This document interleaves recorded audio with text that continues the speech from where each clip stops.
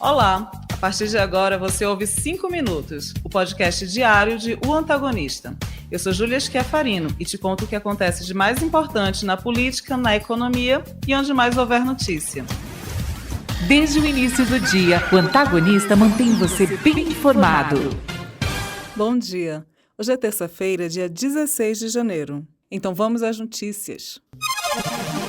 Toffoli pede abertura de inquérito contra Sérgio Moro. Ministério da Saúde define prioridades para a vacina contra a dengue. Aumenta o número de mortos em decorrência das chuvas no Rio de Janeiro. E Bolsonaro fala em implosão do PL.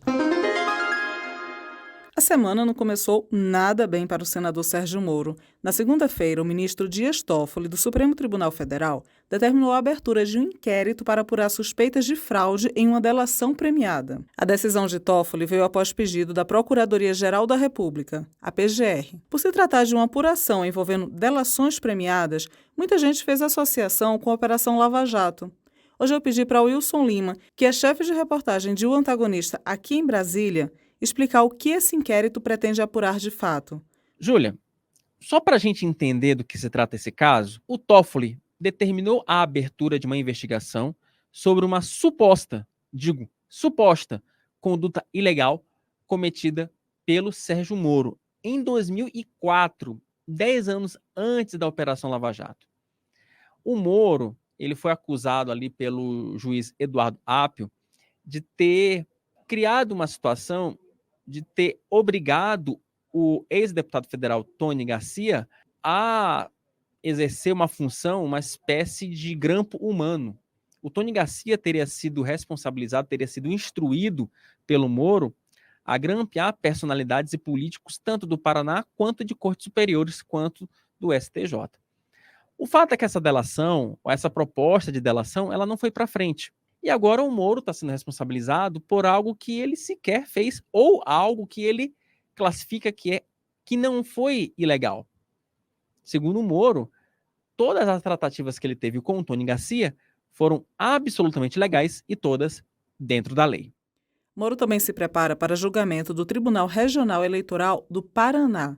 A corte retorna de recesso na próxima semana e a expectativa é pela definição de uma data para análise do processo que cita o senador. Ele é acusado de abuso de poder econômico nas eleições ao Senado de 2022. Essa ação partiu de uma federação formada pelo PT, PV, PCdoB e pelo PL. O Ministério da Saúde definiu os grupos prioritários para a imunização contra a dengue.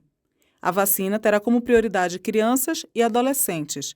E para este ano, o Brasil terá acesso a cerca de 6 milhões de doses da vacina. Só que a aplicação deve ser feita em 2 doses. Isso significa que, no máximo, 3 milhões de pessoas conseguirão ser imunizadas pelo SUS em 2024. Em coletiva, concedida na segunda-feira, o diretor do Programa Nacional de Imunização do Ministério da Saúde, Éder Gatti, reconheceu que o quantitativo é pequeno. Ele também falou sobre a definição dos grupos. Vamos ouvir. Veja, nós temos uma faixa etária da OMS, o Comitê Técnico orienta que a gente siga, não desrespeite o que a OMS está colocando. Isso é uma coisa que a gente tem como...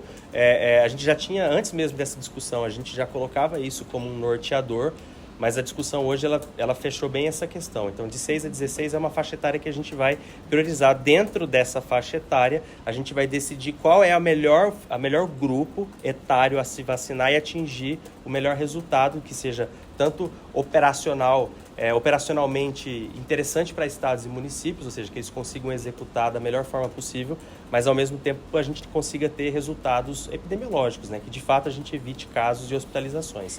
Essa vacina contra a dengue recebeu o nome de Qdenga e a imunização pelo SUS deve começar em fevereiro. Subiu para 12 o número de mortos devido às chuvas que atingem o estado do Rio de Janeiro. 2 pessoas seguem desaparecidas. A previsão para hoje é de mais chuva. O governo federal reconheceu a situação de emergência de 4 municípios. Além da capital, Rio de Janeiro, foi declarada emergência em Belfor Roxo, Nova Iguaçu e São João de Meriti. E, politicamente pressionado, o governador do Rio, Cláudio Castro, decidiu interromper as férias que curtia com a família em Orlando, nos Estados Unidos. Inicialmente, ele tinha dito que iria coordenar as ações do governo à distância. Elas estavam sob o comando do governador Tiago Pampolha. E uma fala de Jair Bolsonaro está repercutindo e muito. Em um diálogo com apoiadores gravado no Rio de Janeiro, o ex-presidente fala que teme uma implosão do PL. Isso após declarações do ex-presidente da sigla, Valdemar Costa Neto, elogiando Lula. O vídeo foi originalmente publicado pelo jornal Folha de São Paulo. Vamos ouvir um trecho do que Bolsonaro fala.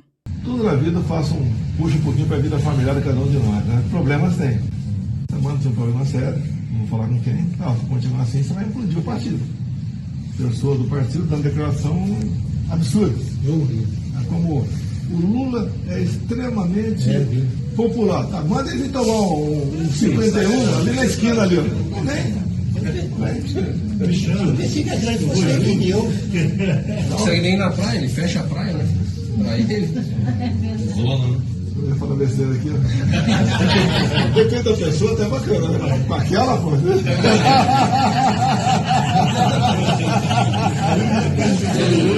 A fala de Valdemar, que é criticada por Bolsonaro, faz uma comparação entre ele, Bolsonaro, e Lula. O que Valdemar disse foi o seguinte, abre aspas, Lula não tem comparação com Bolsonaro, completamente diferentes. O Lula tem muito prestígio, não o carisma que Bolsonaro tem, mas tem popularidade e é conhecido por todos os brasileiros. Bolsonaro não, pois tem um mandato apenas. Fecha aspas.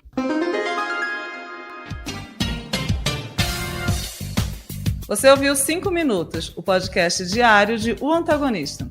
Produzido e apresentado por mim, Júlia Schiafarino, e com sonoplastia de Robson Negrini. Não esqueça de curtir e compartilhar o nosso conteúdo. Um bom dia e até amanhã.